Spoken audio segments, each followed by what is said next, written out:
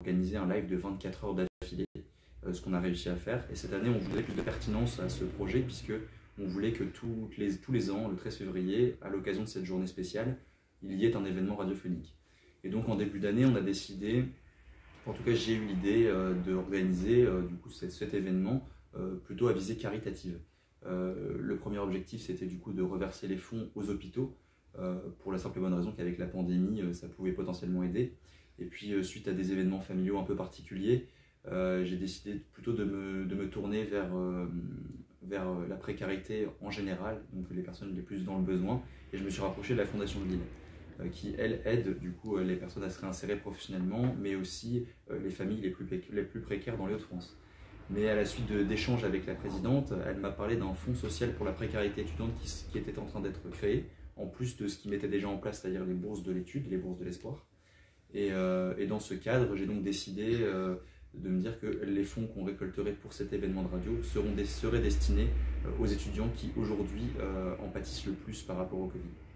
Vous-même, vous êtes de la région, vous venez d'Amiens, et Pauline, vous venez de Lyon. Oui, c'est ça, je viens de Lyon. Alors, comment vous vivez un petit peu la situation, un peu loin de votre famille? Alors personnellement, j'ai beaucoup de chance parce que je suis dans une colocation, donc je ne souffre pas vraiment de la solitude et j'ai de très bons rapports avec mes colocataires, donc là-dessus je suis extrêmement chanceuse. Après, j'imagine que quand on vit justement tout seul ou dans un appartement moins vaste, parce qu'évidemment nous vivons à plusieurs, ça doit être beaucoup plus difficile à supporter psychologiquement. De mon côté, j'habite seul, dans un appartement, dans un studio d'étudiant tout simplement, et je souffre moins de la solitude, ou en tout cas de la situation que les autres, parce que j'ai un travail qui me permet de me déplacer quand même assez régulièrement, même lorsqu'il y a couvre-feu ou lorsqu'on était confiné. Mais par contre, je suis en colère parce que des étudiants par exemple de première année qui découvrent les bancs de la fac finalement ne les ont pas découverts, et d'autres ont du mal à suivre parce qu'ils n'ont pas le matériel nécessaire adéquat. Et dans ce cadre-là, c'est dans ce cadre-là que ce projet s'inscrit. Donc, vous ne souffrez pas, mais c'est une opération que vous avez mis en place en solidarité avec d'autres qui sont en difficulté. Exactement, qui n'ont pas la même chance que nous, et cette chance-là, j'en suis bien conscient, et je trouve, en tout cas pour moi, ça me paraît normal, ça me paraissait normal en tout cas de venir en aide à ceux qui avaient moins de chance. Pouvez-vous présenter le principe de cette opération et le déroulement à peu près de l'émission? Bien sûr. Alors, l'émission s'appelle le BHO, donc Business Angel ou Fais ta bonne action, ça dépend comment on le prend. C'est un peu un jeu de mots qu'on a trouvé, c'était jeudi vers minuit. Enfin, genre un jeudi vers minuit, on était fatigué, on trouvait ça marrant. Le principe de l'émission est simple, c'est une émission qui va durer sur 2 jours et dont la durée est déterminée par le nombre de dons qu'on reçoit. C'est-à-dire que 1 euro équivaut à 1 minute de radio en direct pour l'émission. Pour l'émission en général, il va y avoir énormément de contenu. On va avoir des interviews de personnalités publiques. On aura également des témoignages d'étudiants qui souffrent de cette précarité.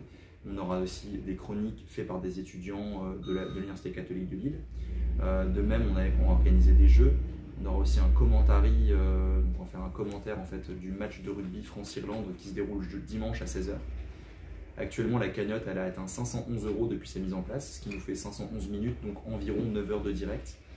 Et on espère bien évidemment atteindre 1440 pour atteindre les fameux 24 heures qu'on souhaitait mettre en place. On a séparé l'événement sur 2 jours, de 8 h à 20 h en période tranche de 12 heures, notamment parce que, au vu de la situation sanitaire, passer la nuit à la faculté c'était très compliqué au niveau de la logistique, et parce que physiquement, l'ayant déjà fait une fois, c'est extrêmement éprouvant. Et je ne souhaitais pas le réitérer. Alors, Pauline, l'émission, elle va se dérouler sur place avec quelques étudiants, mais il y aura des témoignages sur Zoom de personnalités aussi. Oui, c'est exact. Par exemple, on a le plaisir de pouvoir accueillir l'interview de Nelson Montfort qui sera là, ainsi que celui de la directrice de la Fondation de Lille, qui va être à nos côtés. On a également le youtubeur Seb avec Tastar, qui fait partie de l'aventure. Donc on a décidé de faire appel à tous les gens qui voulaient participer parce que la solidarité, ça concerne tout le monde. Il y aura également la ministre de la Jeunesse et de l'Engagement, c'est Madame Sarah El Haïry, qui sera présente à 16 h samedi et qui participera notamment à un petit jeu qu'on va organiser avec elle. Comment les auditeurs peuvent participer et vous aider? Les auditeurs peuvent participer donc sur la cagnotte qui a été mise en ligne sur la plateforme et le site internet Helloasso. Il faut simplement rentrer dans la barre de recherche Google Helloasso BHO. Derrière, la cagnotte est disponible avec l'explication. L'adresse, elle sera aussi sur le site internet du Club de la Presse. Tout à fait, exactement. Également, il y aura le Club de la Presse, j'allais y venir. Et il y a aussi la page Facebook de Radio UC Lille et les comptes Instagram de Radio UC Lille, de la Faculté de Lettres et Sciences Humaines et l'événement Facebook du BHO et le compte Instagram Business Angel. Comment les fonds seront répartis après?